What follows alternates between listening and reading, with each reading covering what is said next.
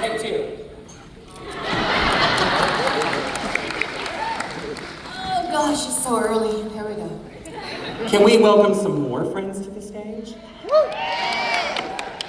The incomparable Giancarlo Esposito.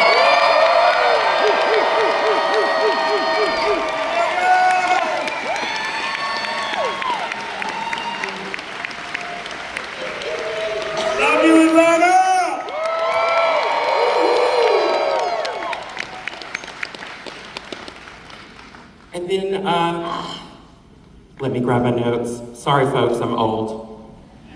Well, I'm not sorry that I'm old, I just lag behind on things. Y'all are like, get it together, Tony. The beautiful Natasha Liu Bordizzo.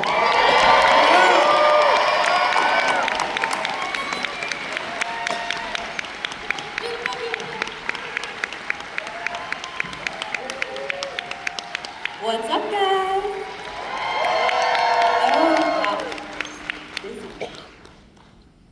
And someone that came to the best place, Manny Jacinto.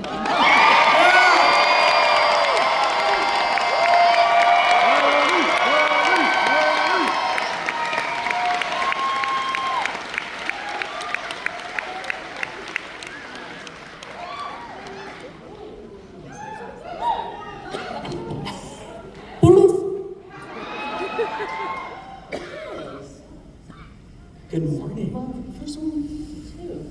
Huh? What? But not the first one with Tony. What did I hear? No, Natasha and I were just saying that this is our first panel together. Ooh, history And is Manny being too. made. And Manny too. I love this. Everybody's got their cameras out. They're taking pictures of our sponsor, Smart Water.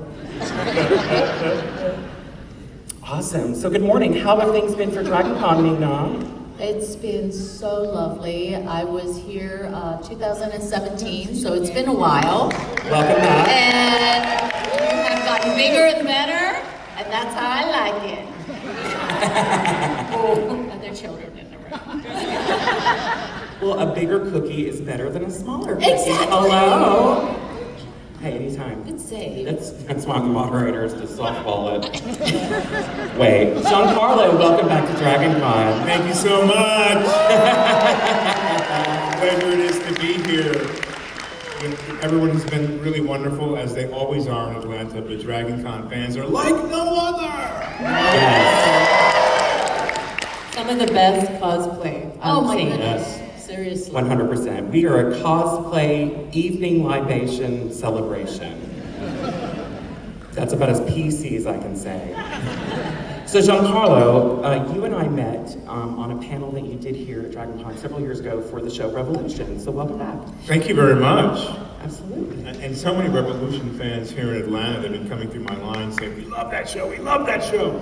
I'm happy to be back with Eric Kripke on another show that he's doing called The Boys. It's really been fun, yeah. The Revolution was a special show, and I'm glad that folks are revisiting that and watching it all the way through. The Boys, that's after Sesame Street and before Electric Company on PBS as a family-friendly show. That's right. Okay. You're gonna turn it on, you're gonna bring us a power. And Natasha, welcome to your first DragonCon. Thank you. But I'm sure it won't be your last, right? Hell no. But be a little busy filming season 2. I might miss one, but I'll be back. Excellent. Well, speaking of filming season 2, Manny! Too soon. Too soon? Okay. I saw the news break and I was like, it's gonna make for a great panel, man. I'm so sorry. It's okay. Hey, good work though. Don't you agree, everyone?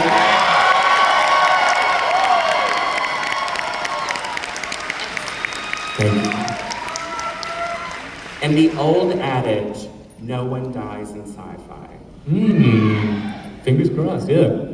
Love it. Can we start with some questions of the morning? Do we have some lines built? Oh, excellent. I see someone over here. What's our first question?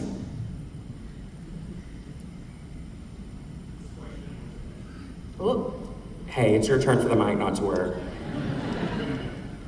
You're welcome. There you go. Good job. This question was asked in the Star Trek panel, so I'm going to ask it here.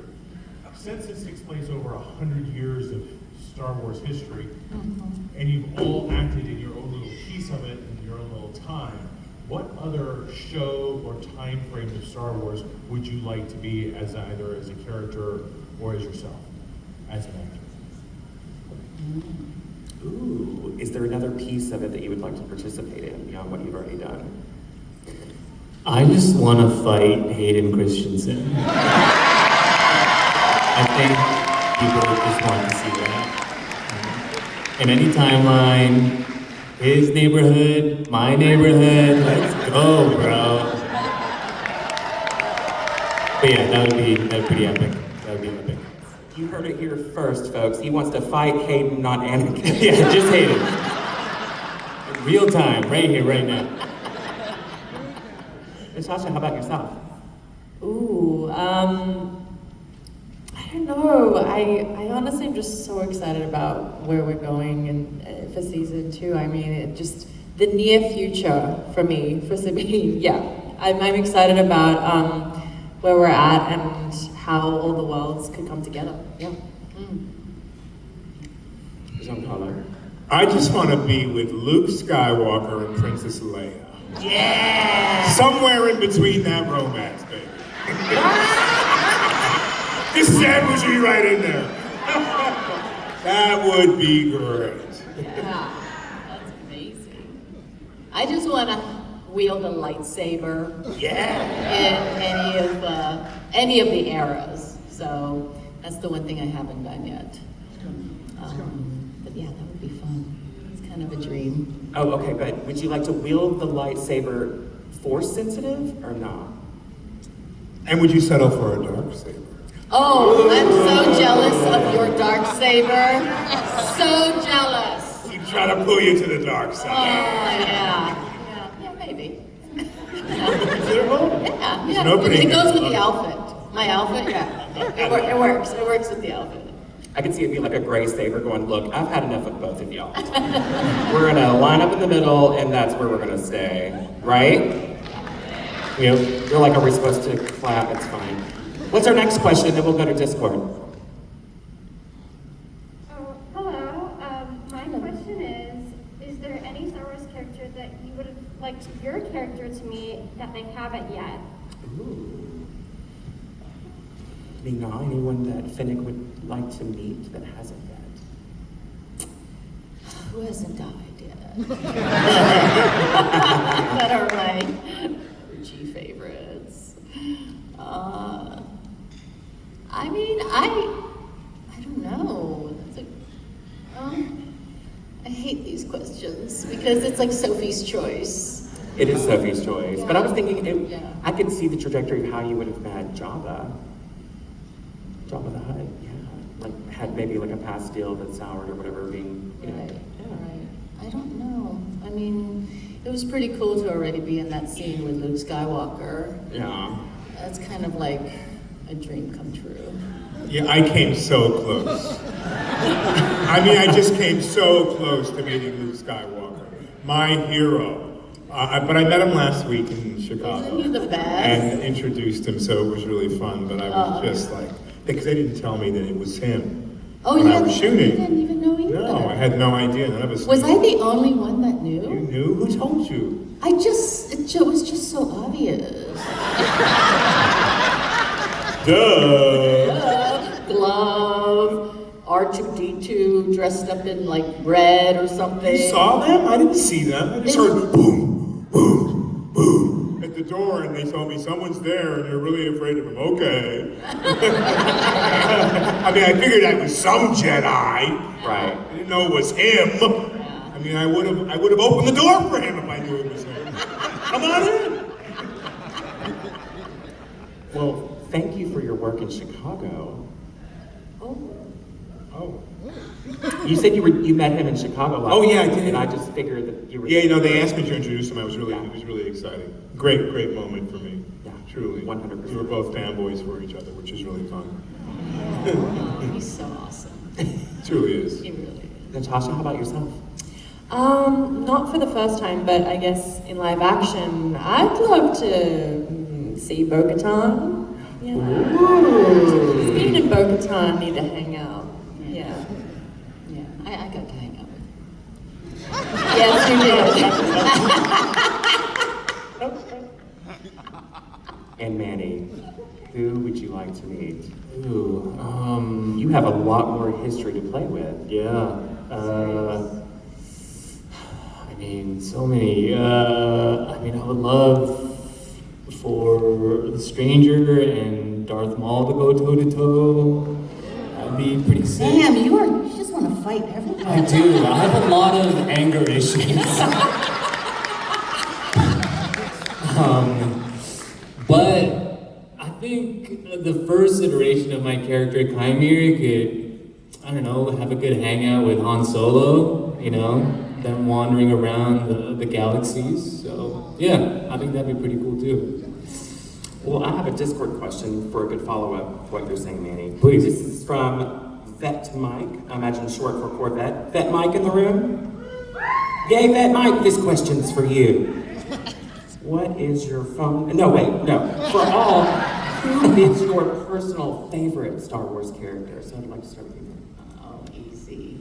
Yeah, I mean, it would have been, it is Darth Maul, just because of what Ray Park did with that fight in Phantom Menace. You know, that trio is epic, and to be able to top that, I mean, everybody knows, right? That was the bar we wanted to try and reach to, but, you know, it's a bar that I don't think will ever be reached, but it was definitely something that we really admired, and yeah, so Darth Maul for you. Yeah. Good answer. Nice. There's only like 3, and that was one of them. Natasha? So one of you's left out. This question's so hard. I don't have a favorite. Oh wait, are you American? Me? Yeah, where are you from? I'm not American, no. I'm not an investigative reporter, y'all. I just met the girl 2 minutes ago. Where are you from? I'm from Australia. Yeah. You like Sia. what? Sia from Adelaide. Oh yeah, yes. That's no Tiny one ever country, said I'm that. sure you know her. We're Kylie Minogue. And no one has ever followed up Australia with that before. Fighter with her. Street Fighter? You were in that movie? Yes. I was A a child? child. I was Just a a baby? That's cute. No way. Yeah. Right?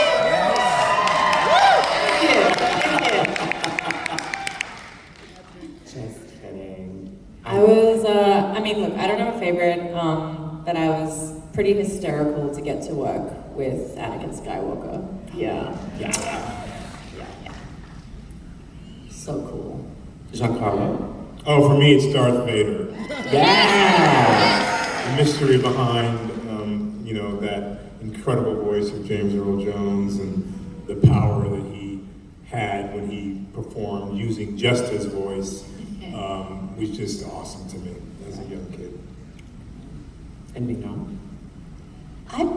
Just listening to you guys, the fact that it's been so amazing to be in the Star Wars world, being a kid who has been such an absolute fan, it was my religion growing up, that, and to hear you, just talking about these characters and your favorite, and it's like, holy crap, we are in the Star Wars world.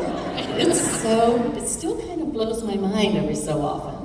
But I mean, bless her if she was still alive. But Princess Leia for sure. Yeah!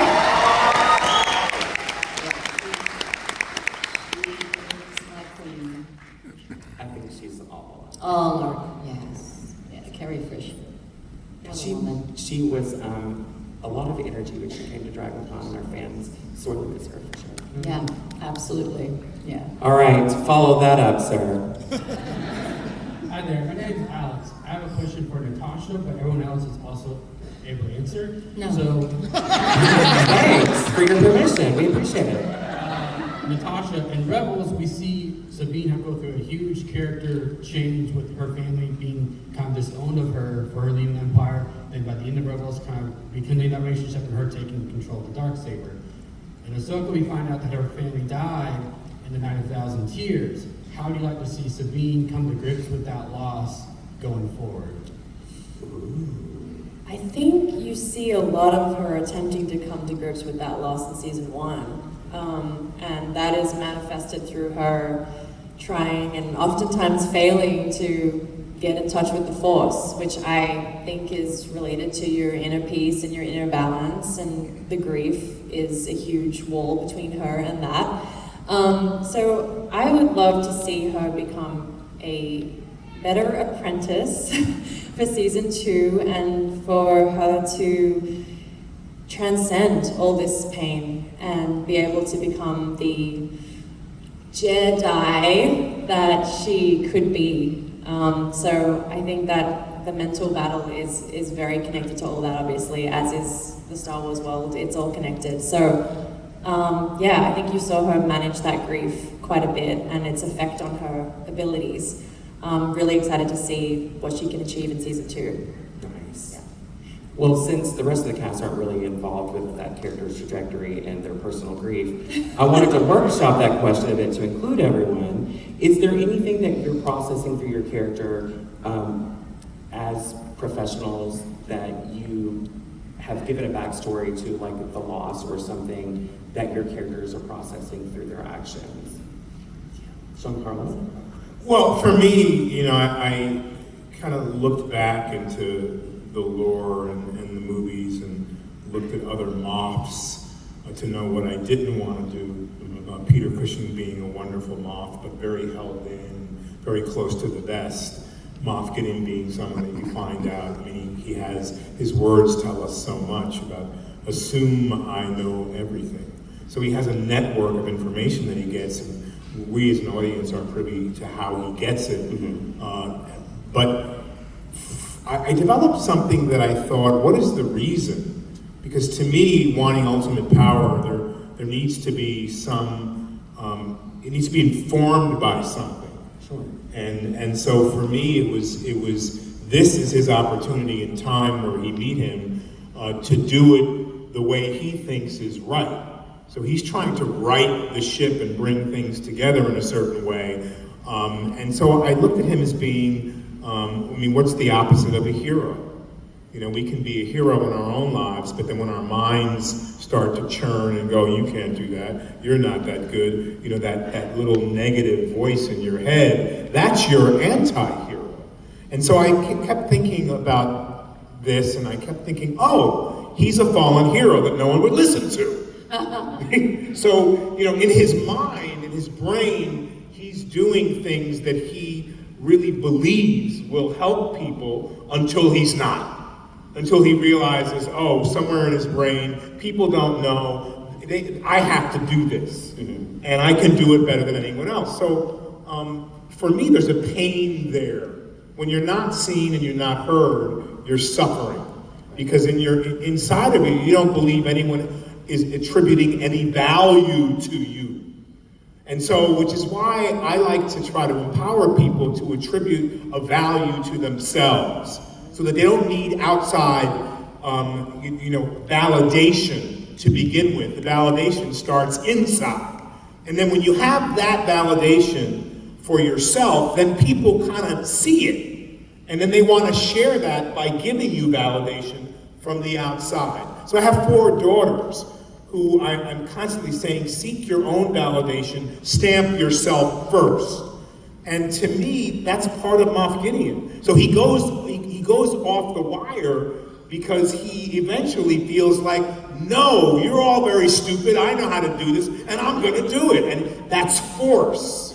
That's not love. That's not community. That's not, taking other people's voice into consideration. So those were the kind of things I thought about, to be able to play my character powerfully and to sort of feel underneath it all that somewhere inside of me is hurting for some reason or another.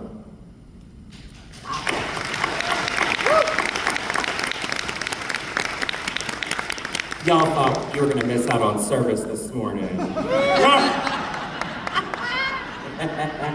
So Manny, I would like to ask you about the stranger. Do you think there was any processes of grief that caused the stranger to behave the way that the character did?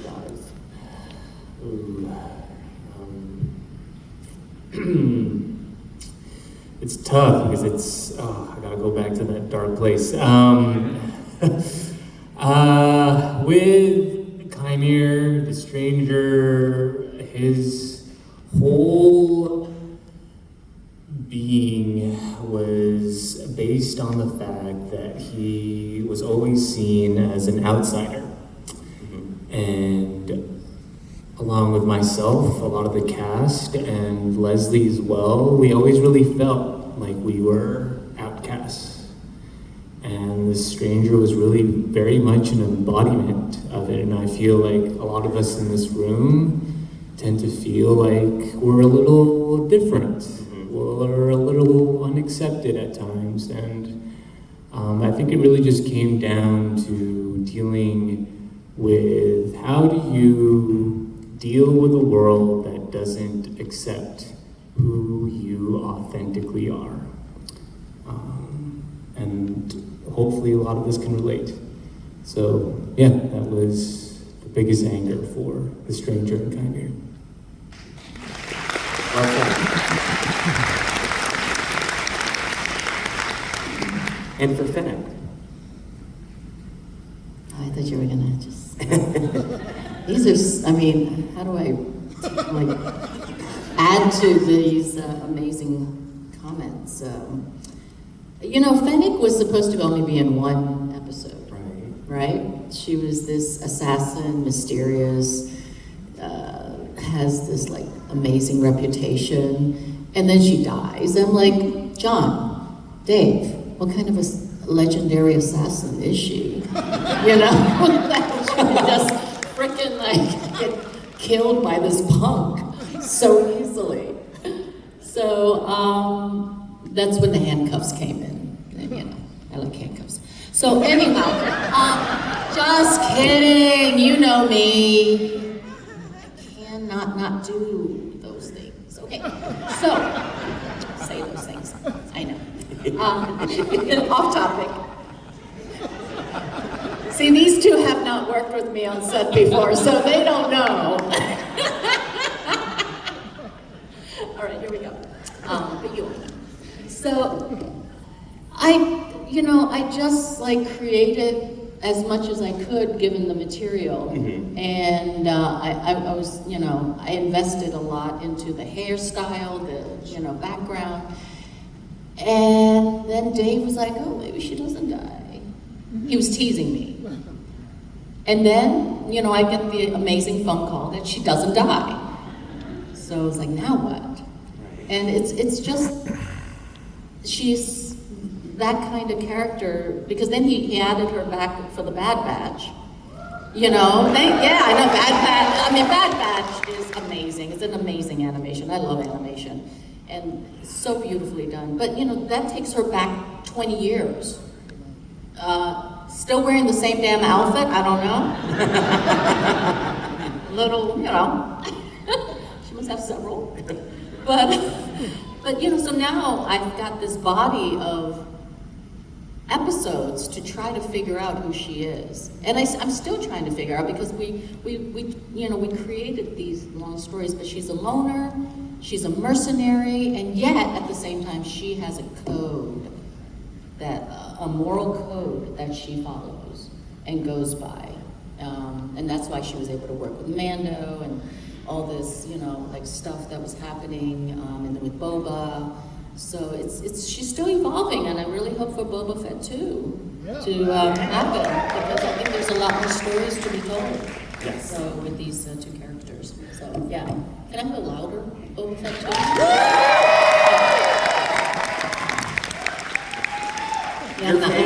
Your fan efforts are what make this happen.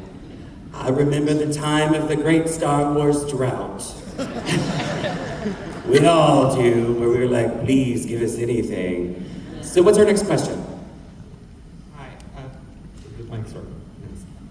This is for Giancarlo. Who do you think would win in a fight between Moff Gideon and Gus Fring? My immediate answer is Moff Gideon. And there's a reason for it. Gus is pretty tough, and you've seen him do some of his own dirty work. But Moff Gideon has the dark saber. I mean, so, and he flies his own TIE fighter. I just think that in my world, some days it's Gus, but a lot of days it's Moff. And he's got that band of dark troopers. That's right. Come on! Like, Can't mess with him. No. Wait, who's Gus? Wait, were you in Breaking Bad also? Yeah. Great villain, one of the best. Thank you. You're welcome. In every franchise, man. You're so greedy. You're so greedy. I love it. I love watching you in everything, dude. You're Thank just you. killing it so much. Thank you. Right? So, What's the next question? Hi, my question is, what are y'all's favorite things about your costumes? Oh, it's easy for me. I have a cape. That was my whole conversation originally with Jon Favreau. He was like, he's telling me I wrote a role for you, and if you have any requests at the end of the conversation, I said I must have a cape. And I got to tell you, when I first put that cape on in my dressing room, I asked all the dressers to walk out. Please close the door behind me. And I was wheeling around. Couldn't tell you nothing. Maybe it's that. Oh my gosh, I was like a kid in a candy store. I was really blessed with Moff Gideon because I had the first costume was pretty terrific, and I was fairly mobile, and then I got the Beskar, and then I truly felt less mobility, but more strength. Sure. It's pretty fantastic. My favorite part. Natasha, how about you? I think when we first see Sabine and she's kind of, she's living in the tower and there's this casualness to her that was really fun to work my way back from. Like one of my favorite scenes in the show is when I cut my hair and it's that very samurai style, I'm ready again, and I'm ready to put the armor back on, and I got to lay out each piece, and kind of live the experience of starting in very unstructured, casual pants and leather jacket that felt kind of loose, and that's where Sabine was, and then I got to live again the experience of putting that armor on and feeling the difference and how it changes your body language and how it changes your energy. So it was amazing to get to start the show kind of not in hiding, but she's taking some time off, and then cutting my hair off and just very much symbolically showing up in that moment on Ahsoka's ship and saying, I'm ready in that armor. So the costume for Sabine was huge, and I don't know if I have a favorite, but I like having my saber and my blasters all on my belt, I just feel like it's kind of like overkill, but that's Sabine, so she loves weapons. It's cool. Great answer. Manny, how about yourself?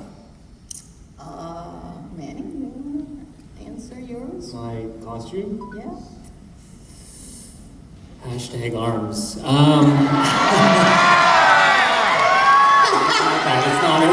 is not my favorite.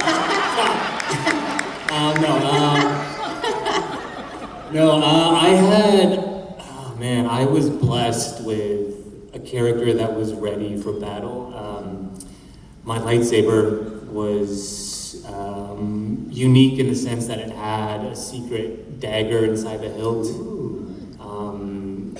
We really wanted to play with the idea of him not playing fair, of how this character will do whatever it takes to win.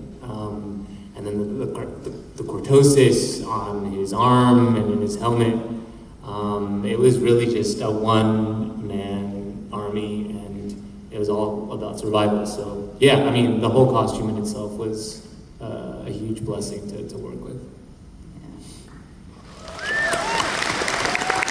That's the blessing that we have as actors is costume, hair, makeup. It all helps us so much to become that character. And when I first saw Fennec's costume, it was already made. The silhouette of it was what took my breath away. And at first, you know, being it that it was only one episode, I wanted to create more of a severe silhouette because of it. You know, and then we had conversation, oh, maybe we could keep the hair softer so that it's not so, you know, restrictive of the character. But my thinking was, well, she's an assassin, you know, she can't have hair flowing all over the place. So me and Maria Sandoval, we came up with this amazing hair style, which was super complicated, you know, lots of braids that had fennec fox ears. We designed it into it. She designed the braid, the long braid for the fox's tail. Like, we were just like going all out with the name Fennec. Sure. And, you know, I wanted to create, because that's all, Star Wars characters, if you really think about them, it's the silhouette. And so when you see that silhouette, you immediately recognize that character. So I wanted that. And then, you know, then I had to come back and redo that hairdo, which takes like an hour plus to do. But yeah, I love my costume. It's so badass and it always makes me feel really great. It's really hot and it's 4 layers of leather, boots, gloves, the helmet you can't see peripherally. But I love it, and I can hide snacks in my boots. There you go. That was what I was looking for. Where are the pockets to hide the snacks? Or my phone. Like I can hide. Well, cosplayers here in Atlanta over Labor Day weekend know a thing or two about hot. But it's also empowering when you are fully realized, right? Yeah. Yes, to that baby. Yes, they know. Now from Sea Princess HNB, is Sea Princess HNB in the room? Hi, friend. This is a great question. What is your worst or best or strangest audition story that you still reveal at those close cocktail parties? I had to perform a rectal exam for for ER. Like, really, seriously, you know, you go through 4 years of Carnegie Mellon University to learn to be an actor, and then your audition is, oh, you're going to be performing a rectal exam. That was my audition for Dr. Deb Chen on ER. Oh my gosh, you're on ER? So that one, yeah. I guess I did it really well. I got the part. There's nothing better than trying to mime a rectal exam. Can I just say that was not in my 4 years of college in my drama program. All right. Love it. For me, it had to be Payday 2, where I played the dentist. You know, I mean, I just kept thinking of Laurence Olivier in Marathon Man. And, you know, it's kind of intense to have to go into someone's mouth, Sure. you know, and do it convincingly and be menacing all at the same time. I'm going to pull your teeth and I'm not going to replace it. You know, so, but it's always interesting to, you know, once you put on that white lab coat, again, it's empowerment. You know, we're empowered by not only the words, but then we're empowered by our imaginations and our vision for what we think the character can be. And so as actors, at least for me, I'm constantly working toward that. And it doesn't stop once I have the costume finished. It's inspiration that comes from all the great artisans who we work with, hairstylists, makeup, and certainly, you know, I felt powerful in my first Moff Gideon costume, but my second Moff Gideon costume, even though it was more restrictive, it kept my shoulders back. The line, I couldn't break the line within my body because it was defined by this very well-made costume. And so I had to move differently. And when you move differently, then you think differently because you have to think you're telling your muscles to move a certain way, but you can't do it the same way in that costume. So it allows you, in a way, a new route to playing your character. So again, it's empowering. And if you embrace it, it becomes a part of who this character grows to be. Well said. Thank you, Giancarlo, for bringing back some class. to this panel. I defer to the two of you now. Continue this path of classiness.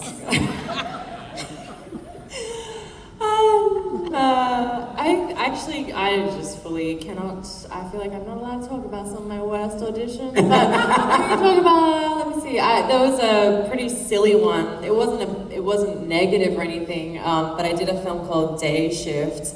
I had a small role in, and I was home in Sydney at the time in Australia, and I sent in a tape, and it was basically like a 9-page fight scene where I am in combat with Jamie Foxx, and then I drag him and slam his head under the toilet seat multiple times, and then I'm a vampire as well, and I have, it's a whole thing.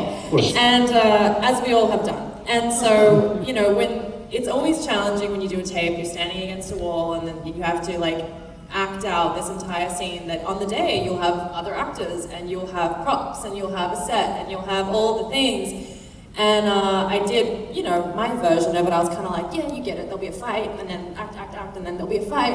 And they're like, no, can you act it out though? Like they were like, can you do it again, but like do the fight?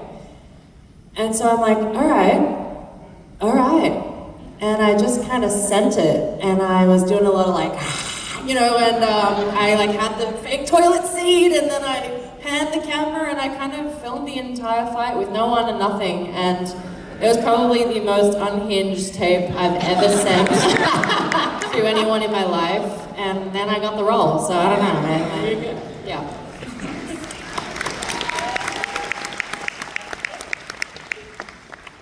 These are the answers the fans come to hear.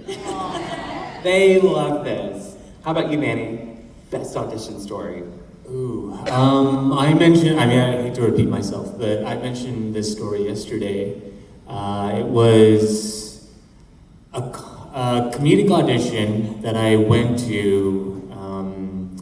It was a sitcom, and I come into the room, I'm all prepared, and I'm having a bit of trouble because I'm not really great at comedy, at least at the time, and then I do it, but then I don't get the words, and then the lady stops me, and she says, I'm sorry, but you do know this is supposed to be comedic, right? And then my heart just sinks, and I'm like, I suck as an actor. I need to go back home, pack my bags. And I dealt with it. I slept on it, and you know what? I was like, you know what? I'm gonna pick myself back up. I'm gonna work on comedy. I'm gonna read the books, watch the shows, and I'm glad I did, because about a week and a half later, I got the audition for The Good Place. Oh my gosh, you were in The Good Place? Yeah, I was. So yeah. Don't take no for an answer. Keep fighting, because you don't know what's waiting. Yeah. I didn't know this was the worst audition story. I thought it was like a physician's story. No, I did. I must not have heard the question properly. First I thought it was optician, and then I thought it was physician. So I told the dentist story. Wow, I haven't had any coffee this morning.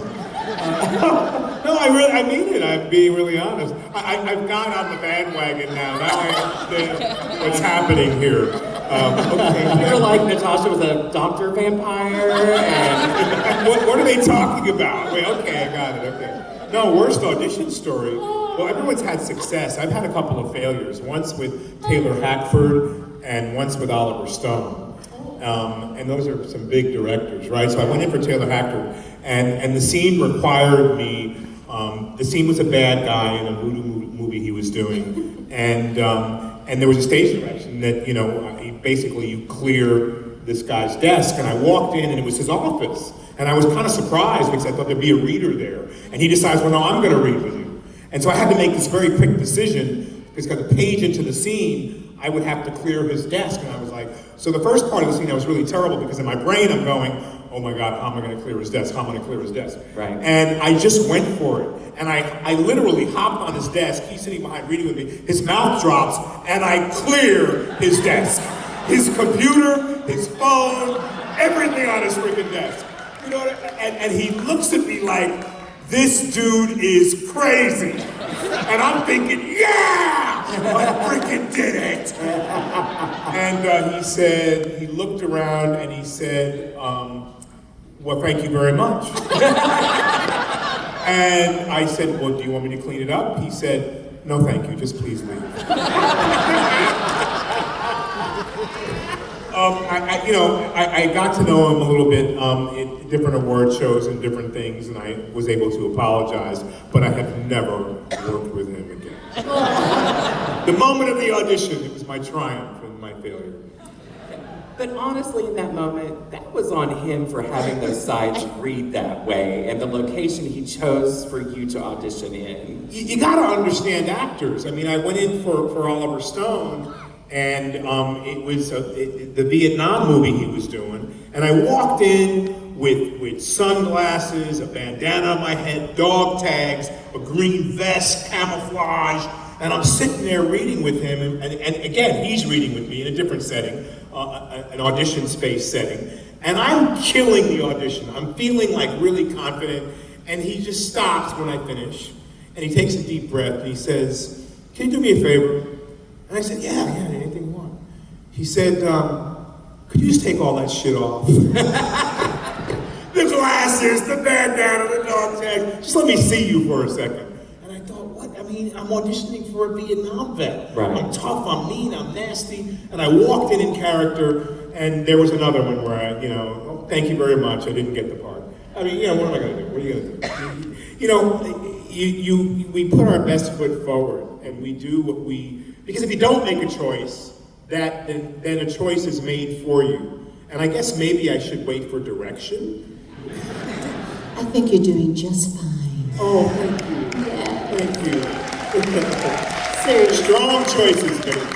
And at what point did you realize it wasn't a physician story? Did it get to Manny? Well, I think Manny was the one who said, oh, my worst audition story? Yeah.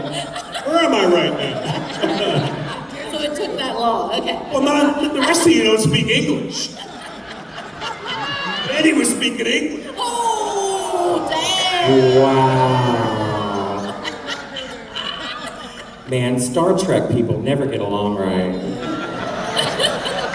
Next question. Hi, I'm Candace. Growing up as a half Asian kid, as in Star Wars fan, it was very interesting because there was a lot of influence of my culture on screen, but not my people. ming-na, Natasha, Manny, how does it feel to be on-screen representation and inspiring a new generation of Asian kids? Yes. Oh. Yeah. Representation matters. Look at this table. Look at this table. Seriously, Yeah. Tony, can you leave? People of color right here. I know. Oh my God, Mulan touched me. I think it's going in the right direction. Yeah. You know, because it is like galaxies, many galaxies, and there's green people and purple people, and there should definitely be us as well. 100%. And so much of Star Wars, as most of us know, is based on East Asian philosophy.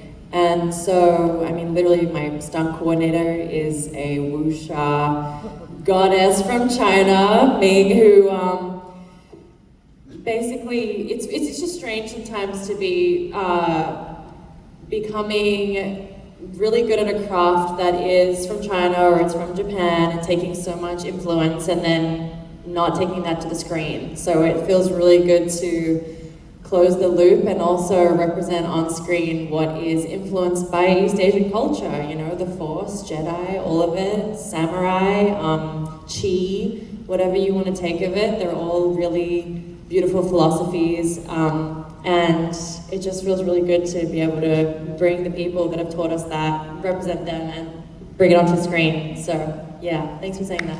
Yeah. And the flip side is, I've been in this business for 4 or 5 decades now, and I think it's going to be wonderful when, at one point or another, where you're just watching something and you're just watching the characters. You know, it's just about the characters. It's about that the representation is there already, but it's almost like superfluous. It's because it's become that normal. You know, because this is the world we live in, and it should just be that normal. Sure. Yeah. So should that even pay scale? Oh, hell yeah. And for men and women. Correct. Absolutely. What's our next question? Hi, my question's for everybody. In The Good Place, Jason plays... For everyone that was not in The Good Place, but you can. I watched The Good Place. I loved Manny's character. Wait for it. It's really I'm for so everyone. sorry. I'm sure it's great. There's a twist coming. I'm ready for it. Okay. Yeah, you're good at twists. So in The Good Place, Jason plays a perfect game of Madden in order to feel complete and fulfilled in the afterlife. What is each of your fun or silly type life goal? Ooh. That is a great question. Yeah, silly life goal. I don't know, that's my job. You know, I mean, the stuff we get to play with whenever we're working is pretty amazing. Yeah. Ooh, well, let's workshop that. Does anybody have an answer for that? Because I have a twist on it that I think might help. Like maybe a location, like an area of the world that maybe you haven't had a chance to visit, something that's like a goal of a place to visit or travel to that maybe you haven't. Well, for me, you know, I go back to when I was a boy and things I always wanted to do. Mm-hmm. And obviously I've become an actor, director, producer, but I always wanted to be an archaeologist. You know, I mean, I love, you know, Indiana Jones for that reason. It takes you to another place where there are hidden treasures and there's information surrounding history of another culture and other people. And so for me, I always thought that I would go to ancient Egypt and I'd be an archaeologist or a scientist in some ways, like a paleontologist. So that's something I still think about. And you never know about life. I think we're so used to pursuing one goal in our lives, and as we expand ourselves, we come to realize that maybe we have more than one career, and maybe, you know, there's a time and season for everything, and then maybe it's time for me to expand myself in another direction. And so that's how I felt about my acting career when I was just an actor auditioning, and then somewhere along the line I went, well, there's stories I want to tell. And I want to tell them in a way that allows me to fulfill the obligation of doing the research to tell them. So then I would read books and start optioning books. And then I became a director because the director's vision is to tell the whole story. It's not that you're just dictating to actors, it's that you have an idea of what the vision of the whole story is. And so it allowed more freedom to be able to personalize it. And then I kept acting and I thought, there's no one's offering me a job, but why am I waiting for someone to offer me something? Why am I not developing for myself? So this is the part of life where you realize that the possibilities for you to take control, for you to drive the ship of your life. So then you get a project, I get a project, and I go, I want to develop this novel, which I'm developing 2 right now, with great, well-known writers. Then what do? You develop it, you do a treatment, you find a writer to write it either on spec or you pay them some money. Then you have to become a salesman. Isn't this life? You have to sell your project, which means you have to learn how to speak about it and you have to be convincing to get people on your side. This is life. So ideas get germinated by having friendships and relationships and your passion. Your passion drives everything. Then you get folks who you can talk to and say, listen to this idea. And that's how you get people on board to fund it and studios to say yes to you because you believe in what you're doing and you're convincing in your in what you put out there, how you are able to describe it, and then you become a businessman. There's the producer, because you say, oh, I'm gonna go to these specific networks or these specific studios because that's their genre. And you're gonna tell them how they'll be remunerated from the project that you're pitching to them. And there you have it. You're creating your own destiny, your own road, and you create that kind of fulfillment from beginning to end. You're responsible. No one is responsible other than you for being able to guide your own ship in your work and in your life.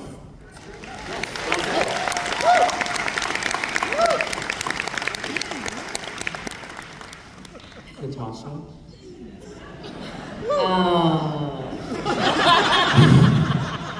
I want to buy a van,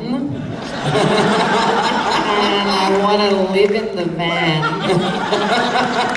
and I want to backpack, and I want to travel the country from my van. I would love to do that. Anyway. I love that.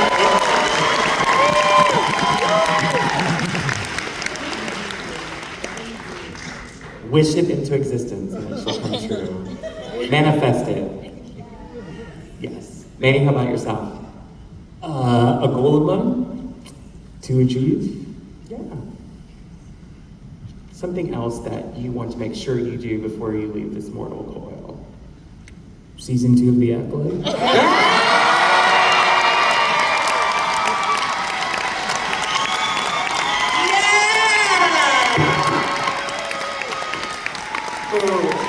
Mic drop. I can't think a follow-up question should happen after that. Yeah. So I would love to go back down the road to find out where you're going to be the rest of your DragonCon convention, so our fans can come by and see you in the Walk of Fame or come see you at another panel later this weekend. Manny, what else you got going on? Sorry. He was reveling in the, yes, I said the closing answer. We already dropped the mic. I thought it was done. It's done. Where can fans find you for the rest of the weekend? Are you going to be in the Walk of Fame? Do you have any more panels? Yeah, Walk of Fame, be chilling out there, do some photo ops. Okay. But I'll be running through the hallways, so please say what's up. Yay! Good answer. Natasha, how about yourself? Same here. I'll be at my table and photos, and I don't know what the schedule is, but I'll be there when they said I would.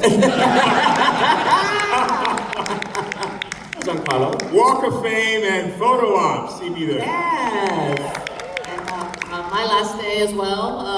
And also, there was one gentleman yesterday who left a signed photo that he had purchased.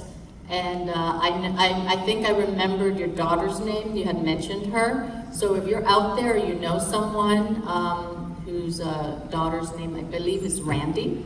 If that gentleman is out there, please come by and pick up your signed autograph because I feel bad that he left it. So there's that. Okay. Well, my name has been Randy, and I have a photograph that I didn't even pick up.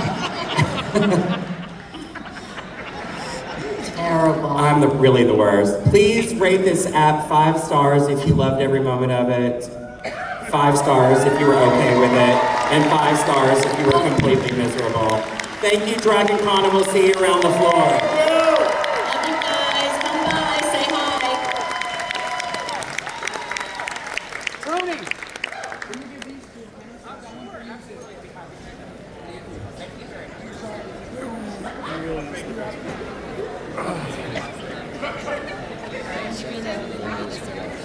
Yes, sir. Dave's got the other 2. We got 3 of them, right? You got 2 in the Oh. Oh my God. So stiff. Sells their books. So.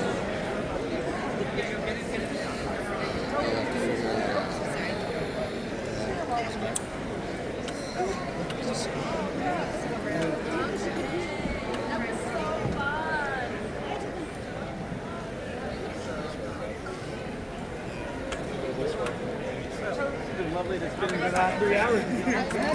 More biceps!